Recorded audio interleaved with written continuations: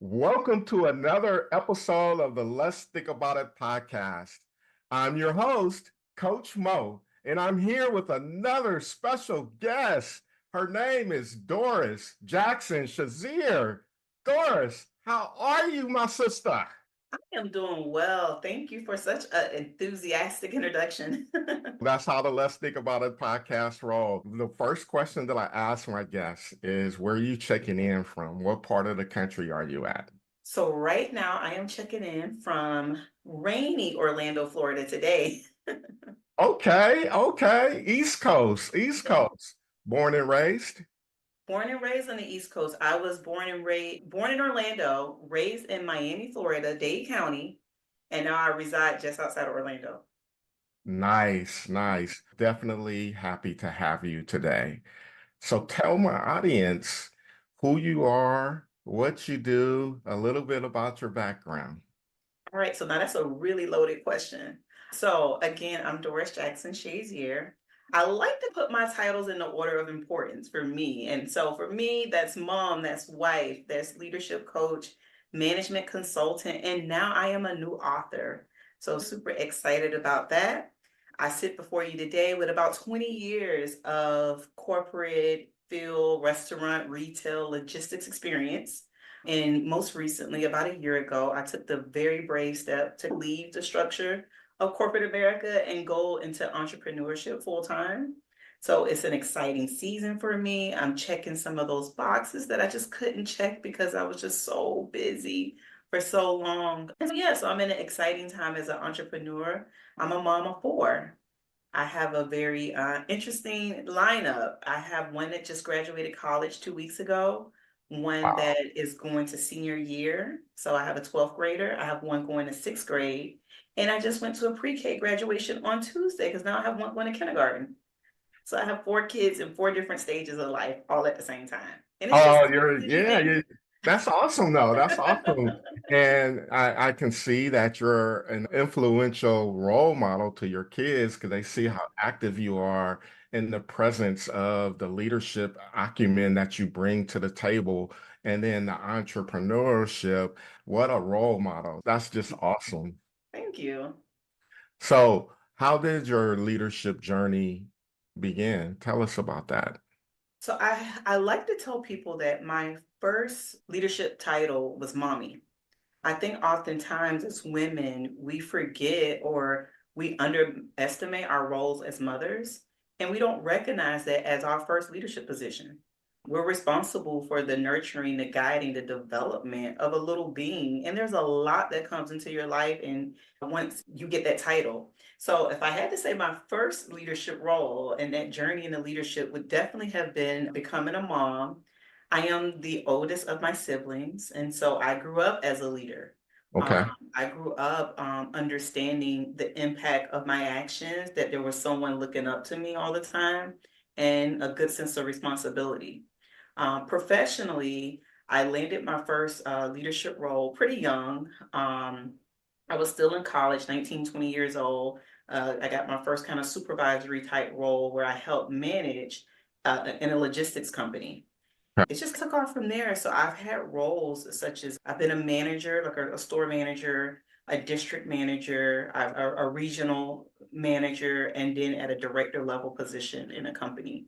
And as my influence and territory expanded, I learned different things about myself and how to lead others.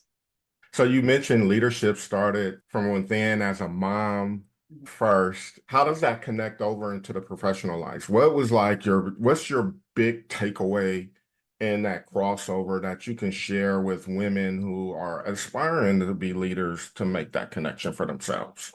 Yeah, again, I think it takes some of the same qualities. When you're in management, you are a nurturer. So the same way you nurture your children, the level of empathy you need to display. Now, I get it. We're not going to get it confused with your employees are different than necessarily your family. There is a distinction. However, some of the same characteristics or competencies that you use to lead and influence people are the same. You still need to be empathetic. You still have to seek to understand. You still have to exercise patience. You still have to be a good listener. Right. You have to practice forgiveness. You have to be able to extend grace. All of those things I think we associate with just being at home or being at church or being in our community when they really are impactful to the dynamic you create in the workforce. One of the things that I specialize in teaching people is how to create high accountability, high morale environments. So, how do you set the right expectations? People understand their priorities, they know their responsibilities, and they're hitting their goals while maintaining good morale. And I do that by practicing some of the things that I do at home at work. Okay. So let's dive a little deeper into that. What does those practices look like? So like at home, accountability with your daughters, how does that translate into your philosophy and accountability in the workplace? So for me, I try and begin with a curious mindset. I do the same thing at work at home. If my kids do anything, I have one daughter and three sons. If they do anything, the first thing I'm going to do is try and seek to understand where's that thought process coming from, what made them do it, what were their intentions. One of the things that I teach leaders when they're coaching is to say what not what you thought. So Mm, sometimes we assign judgment and intentions to people when we don't even seek to understand why they did it. I remember growing up and my mom would say, I know you were trying to do this, or I know you were trying to do that. That's leading with assumptions, and you're assigning intent to my actions rather than asking me what my thought process was when I did it. That's the only way you're going to teach me and effectively redirect me if you understand and help me change my thought process. So with my children, I tend to be the parent that I'm human. I experience the emotion, but try and exercise composure. Why did you do that? Help me to understand what you were thinking when that happened. Same thing I would do at work. Hey, help me to understand why you made that decision. Then once I understand that thought process, I'm able to either guide them, redirect them, influence maybe that decision making. But now I'm coming from a place of understanding versus assumption. And what it does is it creates a more comfortable relationship. The person feels heard. They feel that I understand them. And then they're more likely to take my redirection because at least I tried to understand their why. And so the same strategy works at home with children, and it works the same way in the corporate space.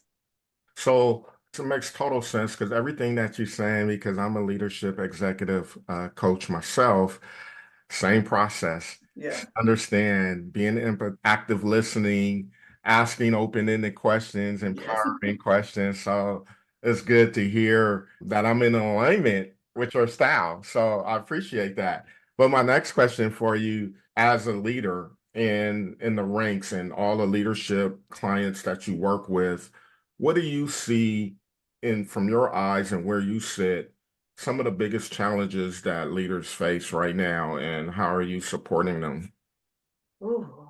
There's quite a few things that are rising right now. A lot of people are dealing with toxic workspaces. A Mhm. lot of people seem to be coming in with what I would call corporate PTSD almost, and I'm having to have them partner with not only me, but a counselor. So it's, hey, we could be much more effective if you have someone that's doing therapy with you along with my coaching, because they're coming in with more of the mental health challenges or how to endure or thrive in these toxic environments. So I'm seeing a lot of that. If I had to pick out one thing in particular that I'm definitely, it seems like it's a reoccurring thing that I'm uh, inspiring is courage. Mm. There's so much fear, like it's such a climate of fear in some of the positions they're working in. So I'm almost coaching them into how to be courageous, how to be authentic, how to find that balance between being themselves, and they feel like they have to play the game or they feel like they can't be 100% themselves at work, or having difficult conversations, or Yes. afraid to redirect people, or they don't want to lose the relationship, or they think that to disagree means that now they don't have any relationship because they've grown up in a work culture where disagreeing or having a difference of opinion wasn't respected. You were Right. seen more as the villain or an opponent if you didn't subscribe to whatever everyone else is saying. So they haven't been in like psychologically safe environments. So it's a lot of kind of partnering them with a counselor to make sure that their mental health is good, so that my coaching can be more effective, and really talking a lot about courage. Yeah, I love that. And that comes up a lot in my coaching as well, in the organization I work in as well too. Just fear to have, number one, those difficult conversations, and Yeah. fear in holding people accountable, because Yeah. the amount of judgment that we carry is scary, because they're trying to project out the worst case scenario that will happen, but it Exactly. hasn't even happened yet. Yeah, and man, I'm telling you, I have to refocus them back to being present because if you're worrying about something that hasn't happened, there'll be time for that. Once it happens, then you do all of that. But worrying it now and it hasn't happened is a waste of your time. Like, And what are your thoughts on gratitude? How does that play a role into your coaching style? I think gratitude is so important to us mentally and emotionally. When you can consistently ground yourself or redirect yourself back to focusing on what you have versus what you don't, you do your mental, physical, emotional health a great service. So I think gratitude is important because we live in such a culture where the focus is either A, our weakness, B, what we don't have, C, what we're trying to get, but it's just focus on whatever's missing. And being rooted in gratitude has a way of, again, redirecting you back to what you do have and Right. allows you to appreciate that more. So I think gratitude is so important to the psyche. And then gratitude as a verb is important. Being able to recognize and show appreciation to others is tremendous. It's transformative in work environments and in homes.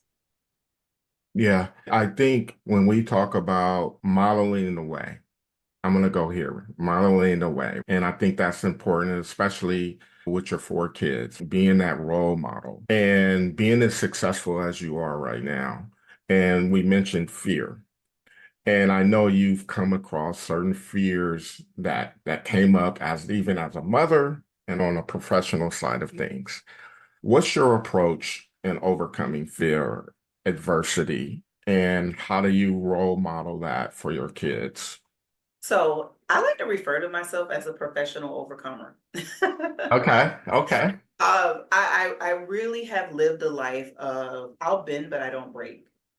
And I've modeled that for my children. So in my new book, Raising Justice, um, you really get to learn almost how imperfect I am, but all the things that I had to overcome in raising my daughter. Her name is Justice, so she's my first child. But it started long before then. It started growing up in Liberty City of Miami. If you've ever watched First 48, I know family and friends that have been featured on there. And that's the neighborhood that I grew up in, a very rough environment. And so in high school, I made the decision to go to the school in Coral Gables by the University of Miami. So that was a bus, a train ride, and walking to school every day for those 4 years. But I've lived a life of overcoming. I'm the a first generation college graduate in my family. I went off to college, and by my sophomore year, I found myself pregnant. And so I had to overcome that and working full time and completing my degree. And so I started very early with having the responsibility of mom while also completing my education and building my career. So one thing that I'm very good about, and I don't think our parents or the generations before of us did enough of this, is talk about it. Okay. Like they have endured things, they've went through things, and they've been taught that you just don't talk about it. And that's what I'm different. My kids are well aware of all it takes for them to live the life that they're living now. Okay. I've made it very clear and transparent because I want them to have an appreciation, not only for me as their mom, but for the things that they have in life. It didn't fall out the sky for them. Someone worked really hard for them to live the life that they have. I've modeled that. And when it comes to overcoming, I think it's a belief. You have to have a belief of hope. You have to know and believe that nothing is as bad as it seems, that things will always get better, and you can't focus on the fact that it's raining. Don't wait for it to stop raining. Just learn how to dance in the rain. Interesting, because let's say a person on the professional side comes from an environment where worry, fear is pretty heavy, and they don't know how to just switch to the positivity side of things and be optimistic. How do you work with those type of clients? who has a fearful mindset in their leadership style? So I think we have to explore the root cause of the fear. And is this something that they're carrying on with them from past, or is this something that is what's contributing to the fear is the legitimate things that are happening in the environment that they're in? I'm going to ask them how open they are to changing their environment because they have complete control over where they go. And either they want to be in that space and be fearful, or they can be outside of that phase and take on some other different type of challenges. For me personally, I chose to leave the environment that was causing me thoughts that weren't conducive to my lifestyle. And I decided that I would rather be figuring it out over here than to continue to figure it out in this space. And so I'm going to be open to exploring. Again, they have control over their environment. Why do they think they need to be somewhere that causes them that type of thought process or stress? And what other options are available to them and help them to explore them? I know we're talking about coaching and influence, but how does that connect to mentorship? And how do you utilize mentorship in your coaching strategies? Okay. Mentorship is twofold for me. And when I'm coaching, the client kind of leads that process a little bit. Hmm. In mentorship, it feels a little bit more like consulting in terms of I'm there to help be an advocate, a sponsor, but also answer questions in a different capacity. I know that in mentorships, they're counting on my experience and Right. they're counting on kind of my insights and my advice a little bit. So mentorship for me is a different, more closely knitted relationship. I'm taking this person under my wing and I'm assuming a different type of responsibility for their success. But also I am pulling out of them a little bit the things that helping them to realize what they really want, if they really want it. And my role is to expose them to those things. So for me, mentoring is more, it allows me to be more transparent. It allows them to stand shoulder by shoulder with me as I am guiding and leading them through a process. The coaching relationship is a little bit more informal in terms of I'm helping them more so to create the solutions versus guiding them through creating their own solutions. So that's what mentorship looks like for me. Tell me about a success story, whether it's on the mentoring side of things or the coaching side. So one of my stories that I'm really proud of, I have a few, but the first one that just came to my mind is a young woman that she moved across states and moved into the market that I was at that time the district manager of. And I coached her for a few years. And I remember telling her at the beginning of that year that the store, the setup, like just everything that was happening in the environment had the right conditions to be the manager of the year. And she's kind of whatever. And so we go through this year. I couldn't have had a better student in terms of she took feedback. I can be sometimes persnickety, like very detailed. She just took the feedback. She created a plan and she worked that plan. Just a good student. And sure enough, we get to the end of the year and she's the retail manager of the year for the district. And then she's the retail manager of the region. And then she becomes the retail manager of the company out of 700 something locations. And I'm telling you, I was like a proud mama because I walked around Yeah, the conference that my manager is the manager of the company. And it's something that we talked about in the beginning. And just to have that vision and then to have that follow through with her, it was just an amazing experience. that's awesome. Both of us have now moved on to she's in a new company now. I am doing my entrepreneurship thing and I had my book launch last week and she drove hours to show up to my book launch and surprise me. And the tear, like my parents are there, everybody's there, but literally my tears swelled, like my eyes swelled when I saw her because I just couldn't believe that. I'm like, what are you doing here? I saw it online and I just wanted to be here for you because you always said you would be an author. And so just to know that I impacted her in the same way that she impacted me was just, it was like a full circle moment. It was really good. That's awesome. Congratulations. And I think this is a good time to pivot because you mentioned author book launch. Tell us about this book. I am so proud of this book. So I've been a person that I've started about 10 books. I started my first book when I was 15. And life has been life and I hadn't completed one. So this is the first time I completed a book. Yes, So yes. I'm so excited about it. And then I could have delved right into creating a book that I felt was attached to corporate and leveraging it that way. But that wasn't what was on my heart. My heart was to talk about motherhood first. I believe that you always begin in and then go out. And so this book is probably one of the most personal books that I have in my lineup right now. My other books focus on coaching and high accountability and high morale, but this one focused in the home.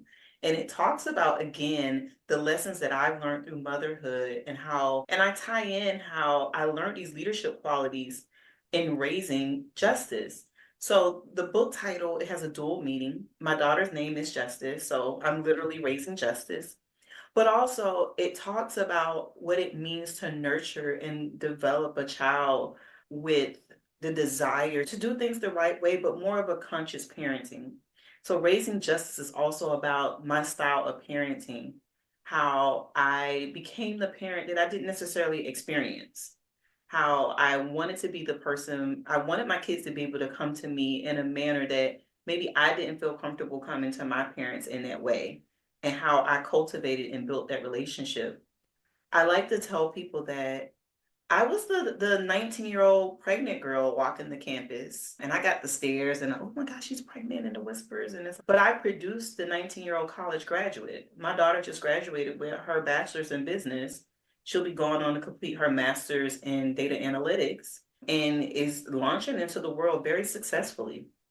And so I'm very proud of that. And so this book tells the journey and the story of how the 19-year-old pregnant college girl produced a 19-year-old college graduate. That's awesome. That's amazing. I'm so hyped for you. Thank you. When does it launch? All right, so I'm having my pre-sale event right now. And so the book is going to be available on Amazon, Apple, Google, and Barnes and Noble starting June 27th, which is my 20-year anniversary of being a mom, or you can say Justice's birthday. But yeah, it'll be available nationwide June 27th. But right now it is available during pre-sale. And anyone that purchases the book from my website, DorisJacksonShazier.com, will receive their book autographed by me. So I'm going to pray over it and personally autograph those books before I send them out if you purchase them during the pre-sale. I gotta give me one. I gotta give me one. I'm speaking with big time, the Yeah, big timer here. yeah, yeah. That definitely. And What can I add one other thing? I'm happy that you said that because the book is modeled through a mother-daughter relationship. People think that it's only for women or mothers or daughters. This book is for everyone. I'm excited. When I did the book launch, I had men and women there, and the men were speaking about how I read the first chapter and how much that chapter touched them. So if you're seeking to understand the woman in your life a little bit better, or how do I cultivate a closer relationship with my children, the same principles apply whether it's a girl or a boy, whether you're a man or a woman. These are still practical strategies and things that you can utilize to create a better connection with those around you. Absolutely, because I have a 10-year-old daughter and I just admire my wife and my daughter's relationship and the bond that they have, and which is different from the bond that I have with her. You got the father-daughter, but how their bond, that mother-daughter bond, is just a different type of bond. And I admire seeing it and how my wife is influencing her from a leadership standpoint of everything you was just saying, from a feminine standpoint, just across the board. And I truly do appreciate that. So I support your book and that site anyway. What was the moment? When was that light bulb light up like, this is what I want to do? I'm going to write this book. Tell me about that experience that like really took it to that next level to decide to do this. Like I said, I started writing a book at 15. So one of those things where if money didn't matter, this is what you would do. And so I lived my life for a long time knowing that money mattered. So I did what it took to pay my bills. When I left corporate, I was a six-figure earner and things like that, and I walked away from it all. So I would say what really sparked my change in thinking and gave me the courage to really step aside from why does money have to matter? You can make money anywhere. But what was the light bulb switch for me was during COVID. Much like everybody else, COVID made you reevaluate what's going on in your life after just the traumatic experience we all went through collectively. But got COVID and I was hospitalized for about 7 days. And then I had to do oxygen treatment for about 3 months. And so it sat me down as a person that's consistently traveling, busy, just doing stuff. But it sat me down. And in that quietness, I had to wrestle with my thoughts and really, what is it that I want to do with this life? Because I almost lost it. And if I had lost my life, oh man, people would read my resume. But I'm more than what I do. That's not who I am. Right. That's just what I do. Right. And you're not gonna read my resume at my funeral. My kids, I don't want them to remember how much I want them to remember I'm a hard worker, but not how much I worked. And so being sat down in that experience allowed me the time to really think about, are my actions aligned with my purpose and what I really want to be doing? And so I started then really thinking about it. I didn't make a move, but really started thinking about it. And what I like to say is the opportunity presented itself when I was in more of an experimental role at the time. My company created it for me to work on a special project, and I knew it was a temporary role. And they came and said, "Hey, the role is ending. We have another role for you, or you can whatever." I'm like, "What's the package?" Because I took it as a sign, like, Right. give me the package, the other role you're offering me. I've done it before. I can do it with my eyes closed. I've made this company a lot of money doing that. So I wasn't intimidated by that role. It was, here's your chance. So I took it. That's awesome. What fears did you encounter Ooh. that you had to overcome? Number one, just being the primary breadwinner of my family. My husband is a excellent guy and no ego attached. It's about having a team mindset. So his perspective was you're getting these opportunities, you're rising through the corporate ladder. He's excited for me. So he's in a position that better balanced our family. And so now I'm like, we're gonna have to think about flipping this around. You may have to get a little bit more aggressive in your life because Yeah. I need to be able to take a step back to move forward. I know that there's more for me on the outside than it was in, but it's gonna take me time to get there. And so that was my first fear, that responsibility. I am a mother of four. I have one graduating college, but I have one going into kindergarten. So I have a long ways to go in terms of raising children and getting them where they need to be. So my biggest fear is this is going to be a change for us. And then how am I going to maintain a lifestyle that I would like and take care of these children? So that was the number one. I think the number two was the loss of community. I had been with that job for so long, and so many of my day to day communication was Mhm. with the people in the relationships that I built there. And so I've had to come out and build a different community of entrepreneurs and people in the community and people that are more aligned with where I am now. And so, yeah, but at first it was scary. I'm going to miss them. I almost thought about taking the other job just so I didn't have to experience change. I could just get back into where it was and I'll be right back on the rat race with everybody else. It was that I'm stepping away from a community that I've been a part of for a long time. But I was ready. I really was. I really was ready. God had already given me a lot of confidence in the work that I'm supposed to be doing. And I knew that the biggest thing I'll have to work on is the patience to wait for things to happen. Yeah. Set the precedence for yourself in a company, and that's where you're comfortable. It's easy to be comfortable because you're successful, Yeah. you people, the camaraderie, networking. Yeah. Your reputation precedes you. Like I walk in a room, they're like, that's Doris. Oh yeah, she's excellent. That's the one from Florida. So it's, yeah, you get caught up in that. Right. The thought of, you know what, I'm about to take on this consulting, coaching, write a book, all of that, right? And it's your independence in doing that. It's so easy for judgment to get into your consciousness Yeah. to try to project worst case scenario. And ultimately, that's where the fear really starts to come in. And I admire you because I think most women needs to hear your story, your journey, And I just know for a fact that the book is going to be powerful in the sense of that journey of what you went through as a 19-year-old pregnant, trying to figure it out to where you are today. That's powerful. So congratulations to you.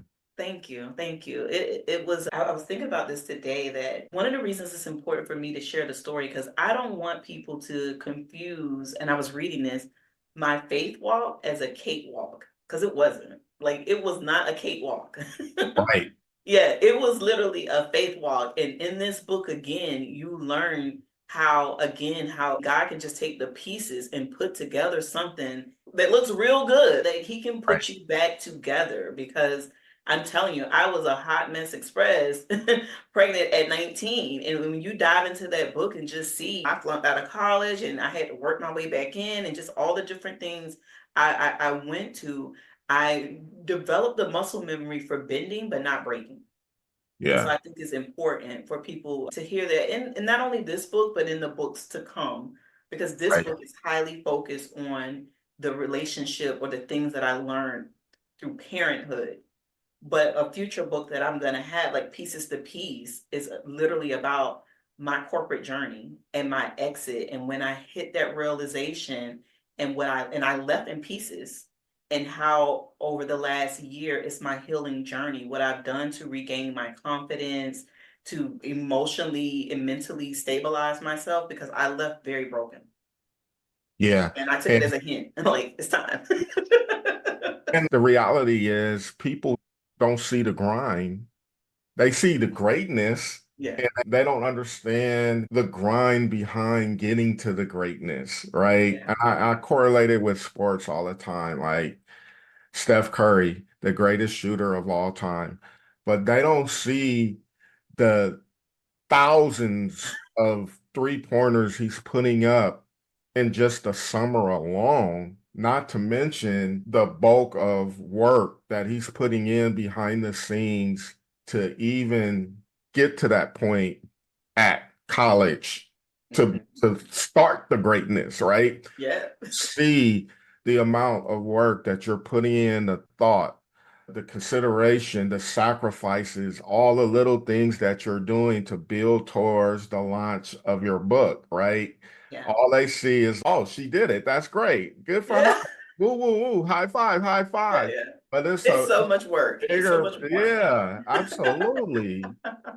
Even in the experiences of writing the book, but just in this process right now, I wasn't a marketing major. I was a sociology major and I wanted to go to law school. So I'm completely out of my element. I'm doing daily posts on social media. I'm learning how to do Canva. I'm doing all my own marketing. I'm my business development manager. I'm registering and going out, and I've always sold product, but now I'm selling my own brand. It's different when I walk into the room and I have to be an advocate for myself and Yep. sell my brand and say why you should choose me to come and facilitate for your leaders.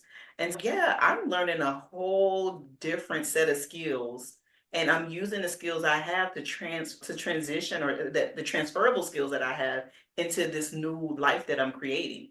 But I'm rebuilding my whole career right now. Yep, yep, yep. Congratulations to you. As we get ready to sign off here, how can listeners find you in the Ooh. book? All right. So again, DorisJackson-Shazier.com. I made it easy. It's just my name.com.